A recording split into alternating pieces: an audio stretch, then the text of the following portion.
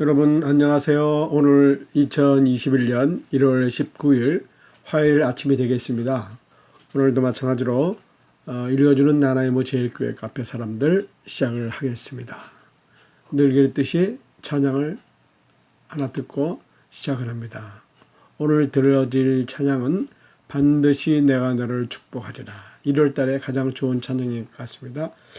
다 같이 들어보시겠습니다.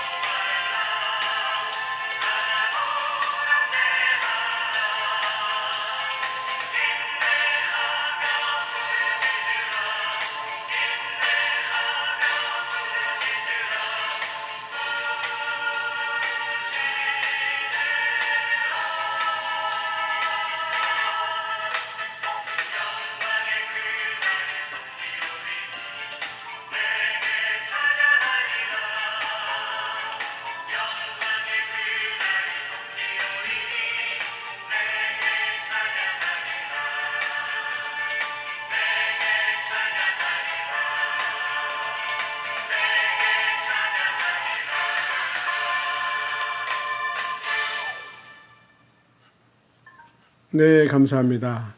반드시 내가 너를 축복하리라. 하나님께서 우리에게 말씀하시는 줄 믿고 감사하시기 바랍니다. 읽어드립니다라는 방을 열어보겠습니다.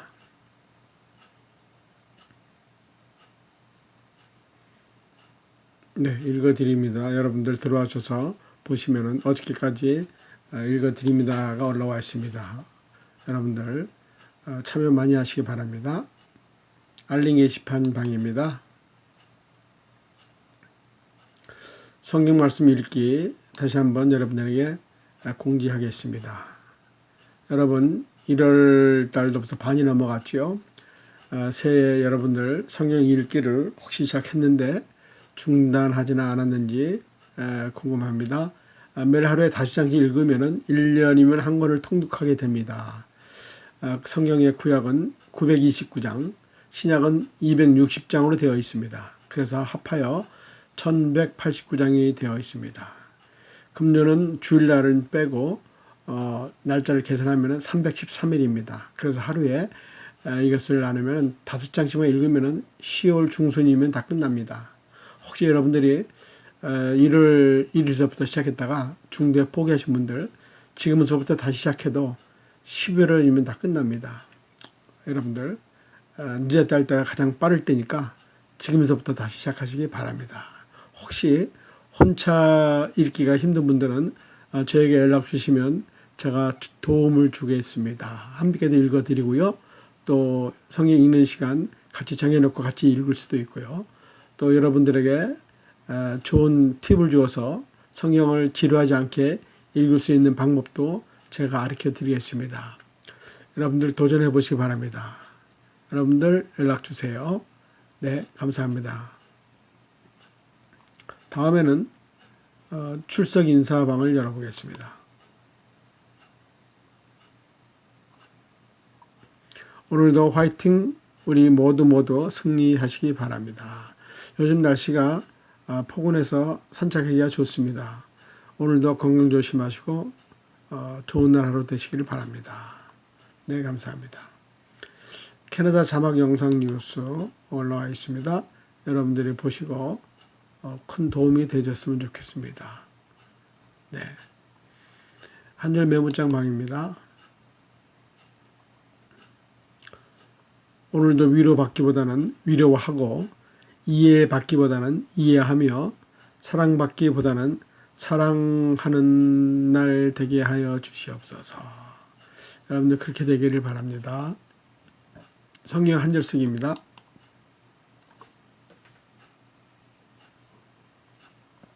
아침 저녁으로 많이 쌀쌀합니다. 건강관리 잘 하시고요. 즐거운 또 하루가 되시기를 바랍니다. 화이팅! 주라 그리하면 너희들에게 줄 것이니 곧 후이되되 누르고 흔들어 넘치도록 하여 너희에게 안겨주리라. 너희에게 헤아리는 그 헤아림으로 너희도 헤아림을 도로 받을 것이니라. 누가복음 8장 38절 말씀입니다. 우리가 무슨 말을 하리요? 만일 하나님이 우리를 위하시면 누가 우리를 대적하리요? 자기 아들을 아끼지 아니하고 우리 모든 사람을 위해서 내주시니가 어찌 그 아들과 함께 모든 것을 우리에게 주시지 아니하겠느냐? 누가 능히 하나님께서 택하신 자들을 고발하리요? 의롭다 하신 이는 하나님이시니 누가 정죄하리요? 죽으실 뿐만 아니라 다시 살아나신 이는 그리스도 예수이시니 그는 하나님 우편에 계신 자요 우리를 위하여 강구하시는 자신이라. 로마서 8장 31절에서 34절까지 말씀입니다. 오늘 아침 묵상방을 열어보겠습니다.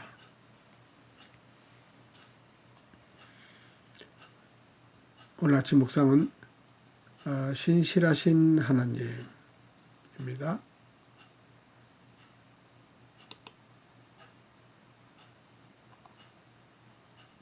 신명기 7장 6절에서 11절 말씀입니다. 그런즉 너는 알라 오직 네 하나님 여호와는 하나님이시여 신실하신 하나님이시라. 그를 사랑하고 그의 계명을 지키는 자에게는 천대까지 그의 언약을 이행하며 인애를 베풀되. 묵상 내용입니다.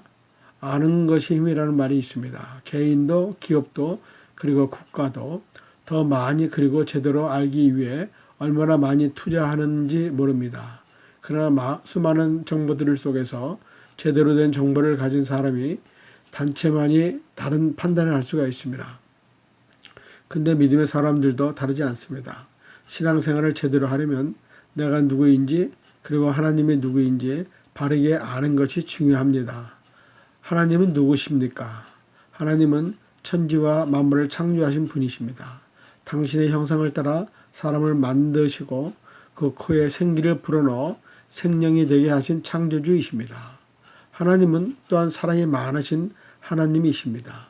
모든 사람들을 죄에서 구원하여 영생을 얻게 하시려고 독생자 예수님을 이 땅에 보내주셨습니다. 하나님은 늘 우리와 함께 하시며 위로하시고 인도하시는 성령의 하나님이십니다. 우리는 그분께 예비하고 기도하는 것입니다. 그러면 우리는 누구입니까? 하나님께서 택하여 자녀로 삼으신 존재입니다. 우리의 성품이나 지식 때문이 아니라 하나님이 우리를 향한 사랑 때문에 택하신 것입니다. 우리는 하나님의 소유이며 하나님의 사랑받는 존재입니다. 우리 한 사람 한 사람은 우리를 보내 보배롭고 존귀하게 여기시는 하나님의 아들, 딸입니다. 귀한 존재들입니다. 함부로 대우받거나 무시당할 이유가 없습니다. 하나님께서 이스라엘에게 말씀하셨습니다. 너는 여호와 네 하나님의 성민이라. 하나님께서 애굽에서 고통받던 이스라엘을 해방시켰느니라. 하나님의 권능과 능력의 손으로 인도해 주셨습니다. 하나님께서 이스라엘을 택하시고 자기 백성 삼으신 이유는 두 가지가 됩니다. 첫째는 사랑하시기 때문입니다. 왜 사랑하시냐고요? 공로 때문이 아닙니다. 무조건 사랑하시는 것입니다. 둘째로 조상들에게 하신 맹세를 지키시기 위해서입니다. 왜 맹세를 지키시나요? 하나님은 신실하시기 때문입니다. 신실하신 하나님을 알고 하나님을 사랑하며 하나님의 말씀에 순종하는 사람들에게 하나님은 천대까지 인애를 베푸신다고 약속하셨습니다. 그 약속을 믿으시기 바랍니다. 오늘의 기도, 신실하신 하나님에게 인애를 베푸시는 하나님, 우리가 누구인지 하나님이 누구인지를 제대로 알기를 원합니다. 오직 하나님만 사랑하고 하나님의 계명을 지키며 살게 하옵소서. 아멘. 감사합니다. 다음에는 말씀 간증 영상 에세이방을 열어보겠습니다. 찬양 주의 얼굴 구하며 그리고 내가 반드시 너를 축복하리라 선한 능력으로 1월 7일 간증 에세이 그럼에도 불구하고 이렇게 올라와 있습니다. 그럼에도 불구하고 제가 읽어져 있는 거 잘 모르겠는데 다시 한번 보겠습니다. 시간이 다시 한번 읽어드리겠습니다.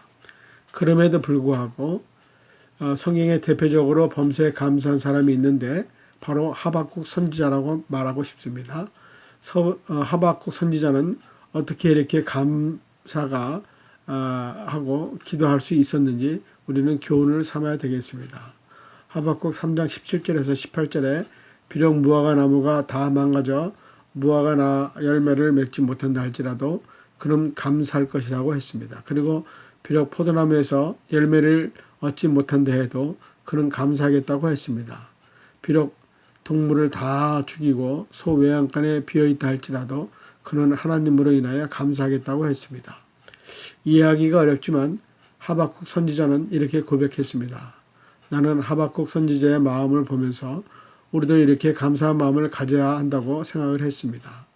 우리가 여호와로 인하여 즐거워하며 나의 구원의 하나님으로 인하여 기뻐하리로다라고 고백해야 한다고 생각을 했습니다.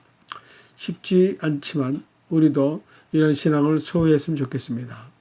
이해가 되지 않고 감당이 어려운 일이 우리 앞에 펼쳐진다 해도 그럼에도 불구하고 범사에 감사한다면 하나님의 기적은 분명히 일어나리라 믿습니다.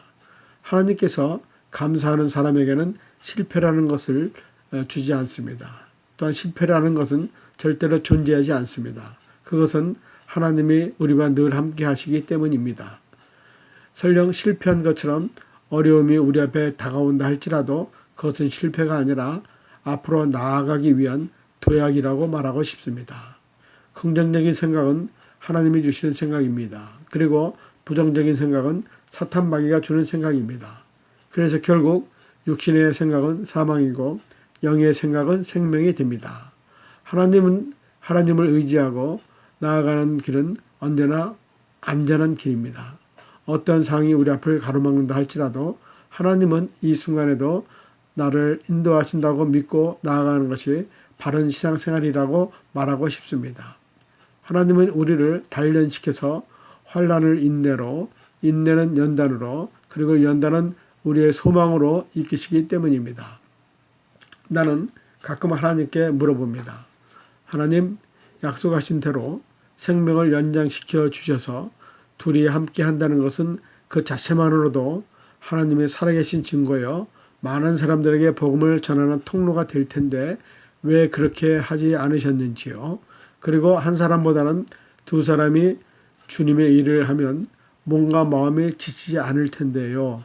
그리고 하나님의 말씀대로 집사람은 간증자로 세워주신다고 말씀하셨는데 그때 왜 그런 말씀을 하셨는지요?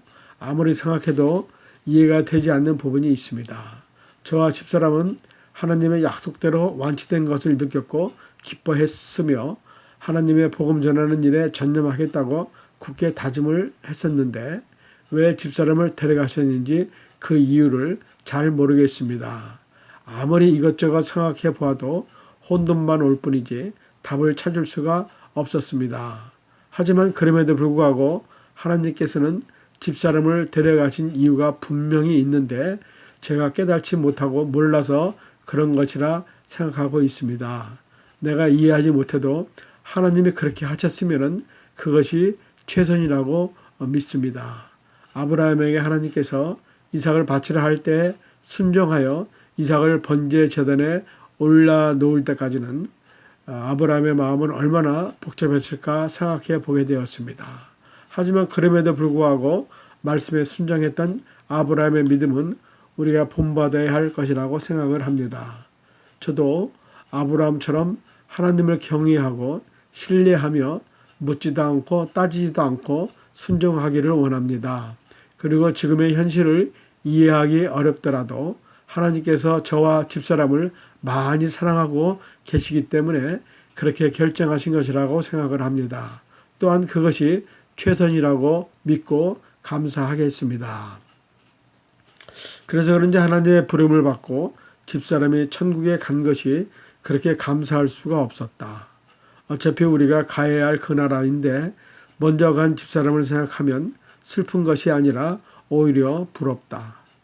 그 후부터는 하나님이 나를 많이 사랑하고 계신다는 것을 느끼게 되었다. 내가 혼자라는 생각보다는 항상 하나님이 나와 함께 계신다고 생각하니 외로움과 두려움이 없어졌다. 그래서 하루하루가 즐겁고 기쁘다. 주와 같이 길 가는 것은 즐거운 일이다. 그리고 주님과 함께 동행하는 길은 기쁜 일이다. 그러므로 주님 가신 바자치를 한 걸음 한 걸음 천천히 따라가야겠다. 다니엘의 세 친구는 누구든지 왕 외에 다른 신에게 기도를 하는 자는 사자굴 속에 쳐넣는다는 법령에도 불구하고 그들은 신상에 절하지 않고 하루에 3번씩 하나님께 기도했다. 하나님이 아닌 다른 우상 신상에게는 절대로 절할 수 없다고 그들은 신앙을 고백했다. 그로 인하여 다니엘의 세 친구는 신상 숭배에 거부한 채로 지금보다 7배나 더 뜨거운 풀무불 속에 넣어 처형받는 형을 받게 되었다. 하지만 세 친구는 신앙의 지조를 굽히지 않았다. 저들은 풀무불 속에 던져졌지만 하나님의 보호하심으로 불 가운데서 살아났다. 다니엘의 세 친구는 느부갓네살 왕 앞에서 하나님에 대한 자신들의 믿음을 고백을 했다. 그리고 그들은 그 믿음을 가지고 풀무불에 들어갔지만 머리털 하나 상하지 않고 살아나게 되었다. 다니엘서 3장 17절 18절에 보면은 왕이여 우리가 섬기는 하나님이 계신다면 우리를 맹렬히 타는 풀무불 가운데에서 능히 건져내시겠고 왕의 손에서도 건져내시리이다. 그렇게 하지 아니하실지라도 왕이여 우리가 왕의 신들을 섬기지도 아니하고 왕이 세우신 금신상에게 절하지도 아니할 줄을 아옵소서 라고 단호하게 말했다. 하지만 그 풀무불 속에는 3사람이 아니라 4사람이 있었다고 성경은 말한다. 성령의 역사는 눈에 보이지 않지만 결국 그 현장에서는 증거들을 눈으로 목격하게 된다. 어찌 보면 말도 안 된다고 말할 수 있지만 그 당시에 왕을 비롯한 주위에 있는 모든 사람들이 보았다고 성경은 말하고 있다. 이들은 하나님을 전능하신 분으로 끝까지 믿었다. 이것이 바로 참 믿음이다. 어떠한 상황이 와도 살아계신 하나님이 늘 함께 계신다는 것을 확실히 믿어야 한다. 확실한 믿음은 구원에 이르기 때문이다. 하나님은 우리의 몸과 영혼을 죽이기도 하시고 살리기도 하시는 절대적인 능력을 가진 분이시다. 또한 어떠한 환난과 어려움과 죽음이 닥친다 해도 우리를 구원하시는 능력이 있는 하나님이시다. 그래서 하나님은 2000년 전에 예수 그리스도의 십자가를 통해서 우리를 죄와 사망에서 구원해 주셨고 풀불과도 비교할 수 없는 유황불 지옥에서 당신의 권세를 가지고 누구든지 예수를 믿는 자는 구원해 주시기로 약속을 하셨다. 우리는 이 약속의 말씀을 순수하게 받아들이고 믿어야 한다. 그래야 영원한 천국에 우리는 들어갈 수가 있다. 네, 감사합니다. 여러분, 이 신앙 간증 고백을 여러분들 읽을 때 같이 공유하시고 함께 같이 은혜를 나누시기 바랍니다. 다음은 예배 전도 기독교 교육 및 영상 자료방을 열겠습니다. 주일 예배는 반드시 드려야 합니다. 라고 하는 글이 올라와 있습니다. 이 글은 상당히 깁니다. 그래서 여러분들이 직접 들어오셔서 읽어보셨으면 좋겠습니다. 좋은 글 나눈 글방을 한번 열어보겠습니다.